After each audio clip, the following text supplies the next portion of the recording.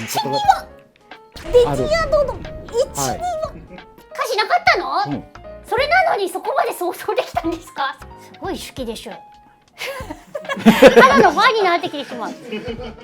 僕もそこですよ。ああ、一緒なんですか、髪と。困った、嬉しい。デジモンの進化シーンってアニメのもう最も印象的なポイントの一つだと思うんですけども、こだわったところとかってありますか？これ歌とかも関わってくる話になると思うんですけど、オープニングの候補曲っていうのが、音楽会社から5、6曲かな、あった中で候補曲あったんですね。いろいろあった、でその中で、でも大体こういわゆる異世界ファンタジーものっていうようなくくりのもの、ちょっとスケール感のあるものとかがいろいろ来るんだけど、いやそうじゃなくってっていうので、異世界のものだけど今生きてる子どもたちとかに焦点を当てるんだからっていうので、ちょっと現代性のものあるものっていうのはバタフライを選ぶというのをやり、でもその中で、もう一つ画面上の勢いにとっても合いそうな曲があって、それはブレイブハート、でこれはちょっと別に使わせてください。最初は進化のところで歌を使うっていう習慣も当時はないので、確かに進化シーンっていうのは毎回入れるから、進化してからの活躍のところにこの曲を毎回挿入歌として使いたいっていう話で、そのブレイブハートを引き取って使わせてもらうことになり、でその音楽に合わせて進化シーン構成するというのをやるんですよね。音楽合わせって感じだったんですね。そうと、もうブレイブハートがなかったら進化曲を使うっていう発想もとか、発想をしてもそれにぴったり合う曲が来るとは限らないわけだから、うまくいかなかったかもしれない。確かに、めっちゃいいんですよね。なんか守れ愛する人よとか愛する友とか言われてると、それだけでもう涙がちょっと切れてくるんですよ。本当にめっちゃいいですよ。でもその最初の音楽のオーディションの時には歌詞なかった。歌詞なかったの？それなのにそこまで想像できたんですか？すごいですね。曲調がとってもそういう感じが良かったんですよね。メロディアスですよね。力強いけどね。すごい好きでしょ。ただのファンになってきてしまう。テリアモン助手研究室。ですね、僕デジアド10にも実は行ってるんですけども、デジアド10のね資料の方に全員が主人公と書いてあって、僕本当に一人一人が主人公っていうのの重みをすごく感じたんですけども、一人一人に意味があるっていうお話にしたのは、何かきっかけがあったんですか？デジモンアドベンチャーの番組全体を作る時に自分でやりたかったのは、自分が子供の時に見て面白かったもの、テレビ、映画、漫画、小説の面白かったもののエッセンスを全部なるべく入れて、そういうものを次の子どもたちに知るきっかけになってもらいたいと思ったんですよ。知るきっかけになった。ただ子どもの時に楽しかったのも伝える代わりに、子どもの時に自分が不満だった点も解消したい。何を不満に思われたんですか？主人公チームが5人とか9人とかいう番組があったとするじゃないですか。5人とか9人いてもメインに活躍するの2、3人とかで、たまにしか他の人たちってそんな活躍しなくて、そこは均等に他の人たちをもっとこいつのファンなんでこの人活躍してほしいなっていうのがどれについてもあるんで、デジモンアドベンチャーはなるべくそういうのを、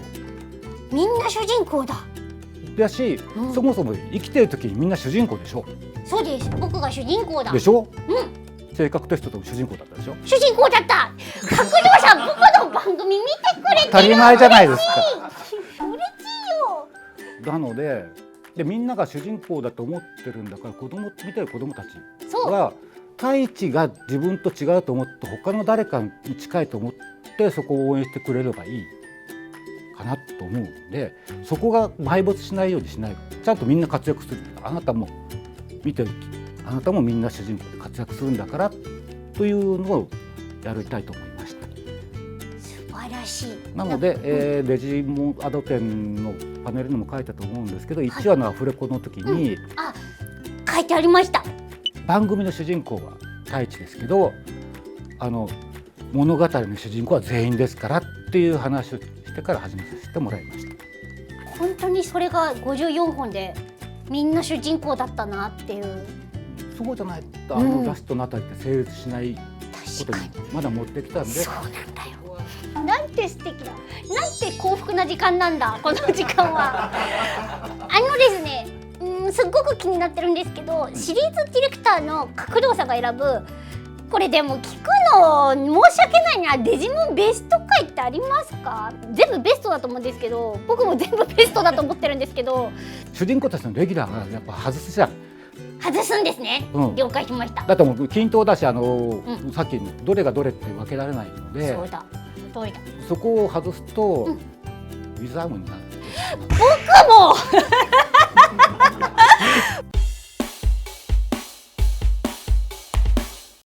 37話完全体送信劇きらめくエンジェウーモンの回がですね、本当に僕好きで、僕もそこですよ。一緒なんですか、神と。困った、嬉しいこの回めっちゃいいですよね。この間全部新しく作画した新規のバタフライの PV があったじゃない。はい、ありました。ウィザーモンがブワーッとなってるところで泣くよね。見せ崩壊。僕でも最初から泣いてました。タイチっていうところから泣いてました。神呆れないでください。いや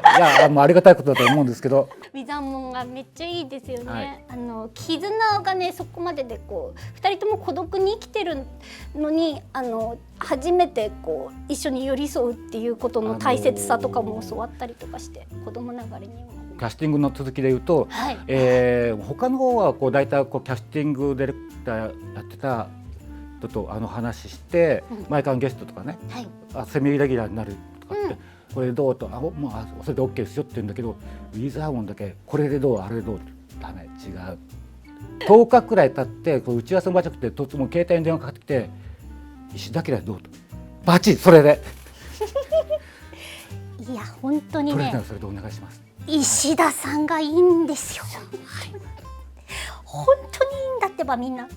国宝だよ、ウィザーモンは。風松郎、石田明さんが人間国宝ですよね。人間国宝です。そう言われてるのは本当によくわかります。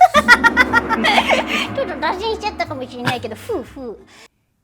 アモン助手研究室。そしてちょっと超個人的なことを言ってもいいですか？はいはい、これみんなが聞きたいかどうかも本当にさておきなんですけど、どうしてヤマトは空と結婚したんですか？僕はね、ウォーゲームを見てすごく心が踊ったんです。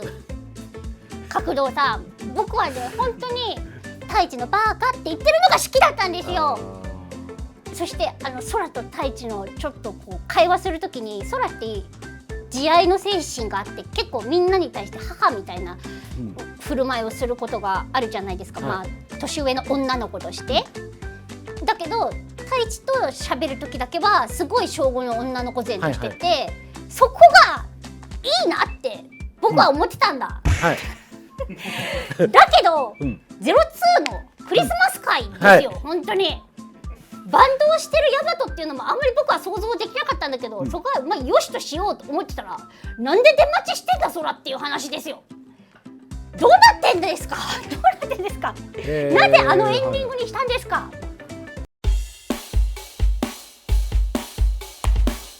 空についてはサッカーをクラブでやってるのもあり、はい、ああいうパンツルックやってるのもあり、お母さんとのこだわりがあって、ある意味自分の女性性をちょっと表面上否定したいっていう立場で動いてた子、でも実際そう自分の内心なのはそうじゃなかったっていう設定ですよね。エモいで、自分の本当のところに気が付くのがガルダモン進化の回になるわけです。そうですね。でそこまでは自分の女性的なものをあまり出したくないと思ってやってるわけなんで、出さないで済む気楽にコミュニケーションできる相手としての太一っていうのをすごく信頼して、そういう意味では仲がいいんだけど、それは男女間の気持ちではないというのがテレビ上の話で、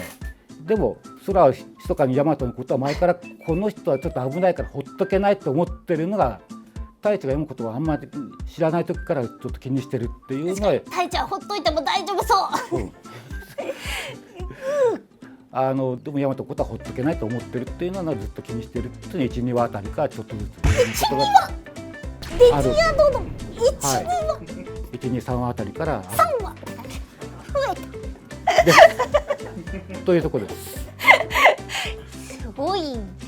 ということですって全部集約されちまった。ごめんなファンのみんな、これ以上言うと僕の心が持たない。テリアモン助手研究室ということで、たくさんのお話を聞いて本当に僕は幸せなんですけれども、最後にこの質問を角堂さんに投げかけたいと思います。角堂さんにとってデジモンとは何ですか？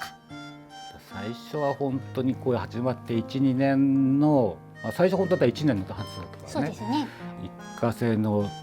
番組だったと付き合いだと思ってたんですけども、25年も経ってしまったので、代表作とかなんとかってあんまり作りたくないつもりでやってた。代表作っていうつもりもないんですけど、みんなの力でやってるものなんですけど、自分の人生のパートナーになってる作品になってってしまいましたよね。で、自分がそういうもんだと思います。それはもうずっと見てくれた皆さんのおかげ、ありがとうございます。本当にデジアド展でも世界中の人たち、なんか世界中の言語がこう飛び交ってたんですよ。世界中ですごく受け入れてもらったのが割と嬉しいかなと思いました。結局その子どもたちの気持ちとか、どこいう時に弱い気持ちになってそれを助けてほしいかと思っているのは世界中どこの子どもも同じなんだなという、やってよかったかなと思うことでしたね。本当に角堂さんがいなかったらね、この25年間もなかったようなものですから、僕も本当に感謝しております。本当に今日はありがとうございました。最後にお知らせをさせていただきたいと思います。先んじて東京で開催されたデジモンアドベンチャー展が大阪でも開催されます。詳細はホームページの方をご覧ください。初代テレビアニメシリーズのデジモンアドベンチャーが東京 MX で毎週金曜日に放送中です。東映アニメーションミュージアムチャンネルでも配信中でございます。25周年のデジアド、皆さんぜひ一緒に楽しんでいきましょう。それでは今日はここでお別れです。角堂さん、本当に今日はどうもありがとうございました。こちらこそありがとうございました。角堂さん、まだまだ喋り足りないですよね。また呼んでください。よし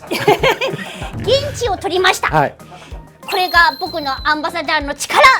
チャンネル登録、高評価、コメントお願いします。あざした。はい、ありがとうございました。やっぱ神は神です